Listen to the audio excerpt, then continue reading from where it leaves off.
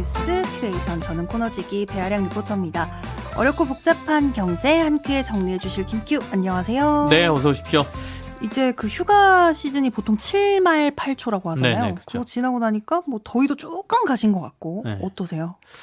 가신 듯 했는데 요즘 낮에는 또 이번 주는 또 엄청 덥더라고요. 그죠, 그래서 그죠. 아유, 늦더위가 또 기승을 부리는구나 이 생각은 했는데, 그래도 우리가 이제 10월 초에 굉장히 긴 연휴가 지금 대기를 하고 있지 않습니까? 네. 그러니까 한두 달 이제 그거 보면서 또 버티시는 분들이 좀 많을 것 같은데, 실제로 개천절을 시작으로 해서 추석 연휴 끼고 그리고 한글날까지 있어서 네.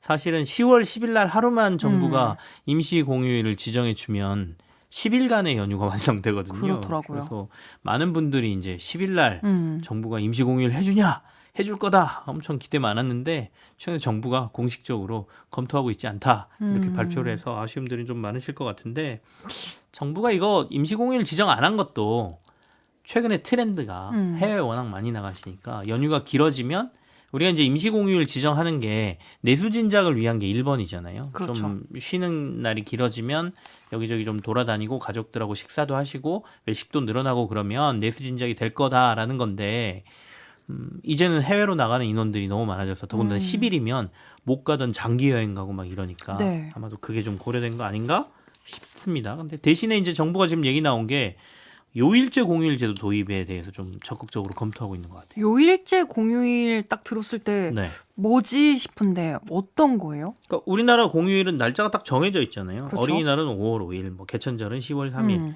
뭐 한글날은 10월 9일 이렇게 돼 있는데, 이거를 요일로 바꾸자는 거예요. 그러니까 어린이날은 5월 둘째 주 뭐 월요일, 뭐 개천절은 뭐 10월 첫째 주 월요일, 이런 식으로 해놓으면 금요일이나 월요일로 공휴일을 만들어 놓으면 어차피 연휴가 만들어지잖아요. 그러니까 딱히 뭐 임시 공휴일 같은 거 지정하거나 공휴일을 늘리지 않아도 우리가 연휴 효과를 볼 수 있기 때문에 이게 도리어 낫다라고 지금 얘기가 몇 년째 나왔고요. 좀 적극적으로 보는 것 같습니다. 그래서 아마도 어린이날, 한글날 정도는 요일제로 될 가능성이 있어 보이는데, 네. 이미 해외는, 미국은 뭐 1970년대부터 이걸 시행을 하고 있고요. 그래서 미국은 보면 다 대부분 금요일이거나 월요일이에요. 네. 네, 그렇게 돼 있죠. 그다음에 일본도 2000년대부터 이른바 해피먼데이라 그래서 이 요일제 공휴일을 시행을 했거든요. 효과가 좀 크다, 일본 내에서도 그렇게 얘기를 하고 있어서 우리도 좀 그렇게 됐으면 좋겠다라는 바람이 있습니다. 어떻게 될지는 좀 기다려 봐야 되겠네요. 오늘 경제 얘기는 뭐 합니까, 근데? 경제 얘기해야 되죠. 네네. 원전 이야기 좀 해보려고요. 음. 미국의 웨스팅하우스 이 회사랑 네. 완전히 뭐 불공정한 계약을 맺었다, 이런 이야기 있는데요. 이번 주에 이슈가 엄청 컸죠. 그렇죠. 이 노예계약이라는 말까지 등장했었으니까요. 그러니까 우리나라 한전하고 한국수력원자력이 미국의 웨스팅하우스랑 지난 1월에 타협협정서라는 걸 체결을 했어요. 네. 뭘 타협했느냐? 웨스팅하우스라는 회사가 이 이른바 한국형 원자로의 원천 기술을 가지고 있는 회사입니다. 그래서 우리가 원전을 해외 뭐 짓거나 뭐 이런데 뭐 하려 그러면 이 웨스팅하우스라는 회사가 그거 우리가 기술 갖고 있는 건데? 라면서 딴지를 좀 걸어요. 네. 그래서 우리 기술 사용하는 거니까 왜 너희 맘대로 이걸 수출하니? 우리 허락받아야지. 뭐 이런 얘기도 하고, 수출할 거면 우리한테 기술 사용료 내고 해. 얼마 낼 거야? 막 이렇게 소송도 걸고 막 이러거든요. 그렇다 보니까 지난 정부가 굉장히 공을 들였던 원전이죠. 특히 체코 두코바니 원전 수출이 거의 성사가 되고 있는 상태여서 그게 이제 7월 달에 우리가 우선협 대상자가 됐거든요. 근데 이때 프랑스하고 웨스팅하우스하고 우리가 이제 그 경쟁을 벌였단 말이죠. 네. 근데 우리가 우선협 대상자가 되니까 프랑스도 딴지를 좀 걸긴 했는데, 이 웨스팅하우스가 체코 정부에 항의서를 제출해요. 그러면서 우리의 수주가 확정이 안 되고 질질 끌어졌죠. 네. 그렇다 보니까 한전과 한수원이 웨스팅하우스와 비밀리에 지금 문제가 된 타협협정서 체결을 협의를 했고, 올 1월에 원천기술 라이센스 문제를 완전히 해결했다라고 발표를 합니다. 네. 그럼 도대체 어떤 내용으로 합의를 했느냐? 혹시 이거 막 퍼주고 온 거 아니야? 그때도 막 이런 얘기가 좀 있었거든요. 근데 그때는 이제 내용이 공개되지 않았어요. 근데 이번에 공개된 내용을 보니까 원전 한 기를 우리가 수출할 때마다 기술 라이센스 사용료부터 시작해서 핵심 물품 구매 등으로 1조 원 넘게 우리가 이제 웨스팅하우스에 줘야 된다라는 내용이 담겨 있고, 차세대 원천 기술이라 그래서 SMR 소형 모듈 원전이라고 얘기하거든요. 네. 요거는 아직 완전히 개발이 안 된 상태인데 이걸 만약에 우리가 독자 기술로 개발을 한다 하더라도 요거 이제 원천 기술도 사실은 그거하고 연관이 돼 있으니까 자신들한테 기술 검증 절차를 거쳐서 해야 된다. 뭐 이런 내용까지 그 안에 포함돼 있다라는 거니까 더군다나 이 계약은 향후 50년. 이런 배경이 있었던 거네요. 네, 그죠. 그렇다 보니까 이제 언론들에서 뭐 이런 계약을 하고 왔어. 뭐 이런 내용들이 막 쏟아졌죠. 아예 수출 못하는 지역들도 계약서에 있다고 하던데요. 이게 이틀에 걸쳐서 막 보도가 나왔거든요. 그러니까 첫날 50년 이런 뭐 계약을 네. 하고 왔다고 막 이렇게 화가 나 있는 상태에서 그 다음 날 보니까 또 있어요. 뭐가 뭐예요? 그랬더니 웨스팅하우스에서 한국은 여기 수출하지 마라고 한 거 계약하고 왔어요라고 된 거예요. 어디를 수출을 못해라고 봤더니 이른바 선진국들은 다 안 된다 이렇게 돼 있는 거죠. 그러니까 캐나다하고 미국이 포함된 북미 우리 뭐 진출 못하고 네. 체코는 두코바니 원전이 있으니까 요건 좀 빼주세요 한 것 같아요. 그러니까 유럽은 체코 제외하고는 전부 수출 못해 이렇게 돼 있고 일본도 우리나라가 수출할 수 없는 지역 이렇게 돼 있는 겁니다. 그러다 보니까 체코 원전 수주하기 위해서 너무 많은 걸 내준 거 아니냐라는 뭐 비판이 나오고 있는 거고 그 사이에 우리가 폴란드에 원전 수주하려고 막 거기다 사무실 차리고 막 열심히 했었거든요. 근데 갑자기 철수한다 그랬어요. 결국엔 이 계약 때문에 폴란드에서 철수했구나. 이렇게 되는 거죠. 그러네요. 근데 한수원 사장은요. 이거 감내하고 네. 이익 남길 만한 수준이다라고 말을 했거든요. 어디 말이 맞는 거예요? 근데 더 큰 이익 볼 수 있는데 그걸 포기하고 작은 이익을 취하는 게 현명한 선택인가라는 질문을 저희가 먼저 던져야 될 것 같습니다. 네. 그러니까 그러니까 계약 내용으로 추정해 보면 체코 두코바니 원전이 우리가 24조 원의 수주를 했거든요. 근데 아까 이제 2기를 수출하는 거예요. 그러니까 1조 원대를 우리가 그 웨스팅하우스에 줘야 된다고 계약이 돼 있다 그랬지 네. 않습니까? 그러니까 대충 계산해 계약해 보면 원전 수주의 10%는 웨스팅하우스에 우리가 그냥 주는 거예요. 10% 이거 제외하고 체코하고 저희가 정부가 계약할 때 60% 현지화한다 그랬거든요. 그 얘기는 60%는 체코 기업들 우리가 쓴다는 얘기예요. 그럼 우리가 참여할 수 있는 거는 아까 60하고 10% 제외한 30%에 우리가 가서 뭔가를 취한다는 건데 그러면 수익성이 뭐 얼마나 되겠냐. 물론 수익은 남긴 남겠죠. 네. 전혀 안 남진 않겠지만 앞서도 말씀드린 것처럼 더 크게 이익 볼 수 있는 거를 이만큼 덜어주고 작은 이익을 취하는 게 과연 그게 맞는 거냐라는 얘기고요. 반면에 이제 뭐 긍정적으로 요소를 찾아본다라고 하면 장기적으로 봤을 때 어차피 웨스팅하우스 우리가 수출할 때마다 이런 딴지를 건다라고 하면 이런 장기적인 합의를 통해서 뭐 그 리스크를 좀 줄였다라고 얘기할 수는 있겠습니다만 네. 건건마다 싸워서 우리가 쟁취하는 게 아니고 미리 모든 거 다 포기하고 너무 많은 걸 내줬다라는 비판은 나올 수밖에 없는 거고 많은 분들이 거기에 대해서도 동의하시는 것 같습니다. 미국의 합작법인 세워서요. 미국 원전 시장에 진출할 수 있다. 이 내용 어제 조선일보에 크게 다뤘거든요. 네, 이게 며칠 전에 이제 언론들이 크게 냈는데 이게 이제 네. 흐름이 그런 거예요. 그러니까 아까 합의서 막 이게 언론에 막 이틀 연속 보도가 되고 나니까 난처해졌잖아요, 입장이 좀. 그렇죠. 그러니까 갑자기 이번 한미 정상회담에서 한미가 뭔가 조인트 벤처를 세워서 웨스팅하우스하고 미국 원전 시장에 진출하는 내용을 논의할 거다. 막 이 내용이 막 언론 보도를 통해서 나왔는데 어떻게 보면 문제가 터지니까 다른 이슈를 만들어서 좀 진화하고 수습하려는 의도가 아닌가 싶기도 합니다. 근데 좀 지켜봐야죠. 진짜로 한미 정상회담에서 어떤 얘기가 나올지는 좀 봐야 되는데 물론 이제 웨스팅하우스가 사실 원천 기술만 가지고 있고 원전을 만들려면 우리나라 원전 업체들의 도움이 필요한 거는 분명합니다. 네. 그래서 어차피 미국에서 이들이 원전을 짓고 하려면 한국 기업에 손을 벌릴 수밖에 없다. 그래서 조인트 벤처를 만들고 한국은 미국 원전 시장에 진출할 거야라는 논리거든요. 네. 이전에 우리가 조선업에 있어서 미국의 조선업을 다시 부흥시키기 위해서 이른바 마스카 프로젝트처럼 한국이 원전도 그렇게 할 거야라는 건데 요 내용이 알려지니까 미국에서 어떤 얘기가 나왔냐면 우리가 한국에 요청한 게 아니라 한국이 우리에게 원전 좀 지어주십시오라고 요청하더라라는 얘기가 또 흘러나오거든요. 그러니까 미국 입장에서도 한국이 지금 난처한 상황이구나. 요 계약서 때문에 요걸 좀 알고 있는 것 같아서 실제로 이제 조인트 벤처를 만들더라도 얼마나 유리하게 우리가 만들 수 있겠나라는 생각도 좀 듭니다.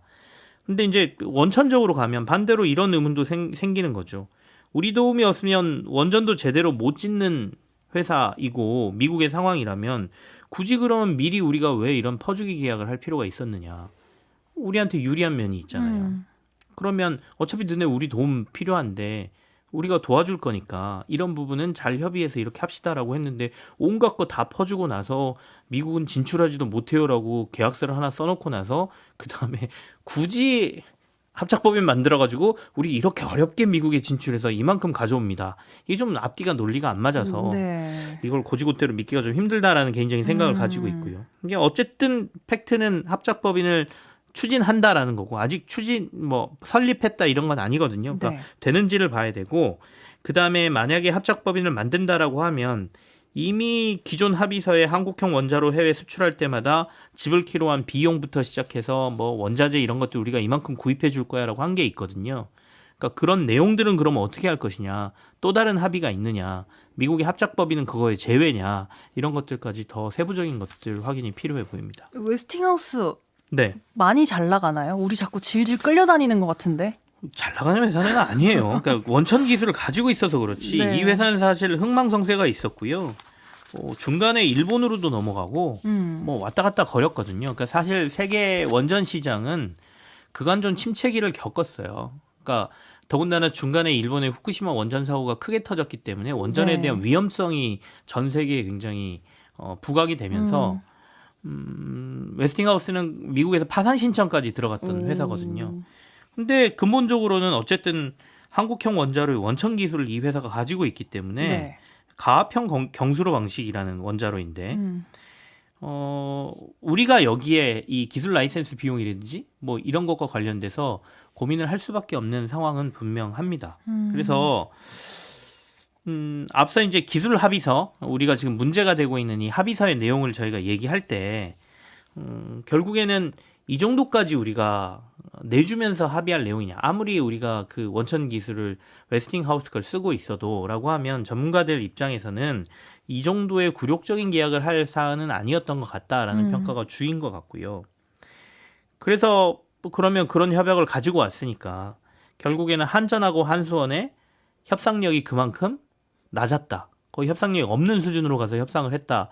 이런 추론이 가능하고 또 하나는 결국 윤석열 정부 당시에 원전 수출에 워낙 매달려 있었기 때문에 네. 이거라도 빨리 성과를 내고 싶어하는 이 조급증, 이런 상황으로 한전과 한수원을 밀어넣은 거 아니냐라는 것도 이제 같이 나오는 얘기여서 지금 많은 언론이나 이런 데에서는 협상력보다는 후자, 그러니까 이전 정부가 원전의 성과에 너무 목을 맨 나머지 조급한 성과를 내기 위해서 웨스팅하우스하고 성급한 계약을 맺은 거다라는 풀이 쪽으로 많이들 얘기를 하고 있습니다. 그렇군요. 근데 제가 쭉 들으면서 웨스팅하우스는 당연히 미국 회사라고 생각을 하면서 들었거든요. 네네. 근데 일각에서는 웨스팅하우스 미국 회사 아니다 이런 말도 있던데 진짜예요? 이게 뭐 두 가지 정도인 것 같습니다. 아까 막 주인이 여러 번 바뀌었다고 했잖아요. 네네네. 그러니까 그 과정에서 이건 미국 회사 아니야라고 하시는 분도 있고요. 그다음에 웨스팅하우스의 지분 구조를 보면 이거 미국 회사 아닌데? 라고 그래요? 얘기할 만한 요소도 있습니다. 그러니까 오.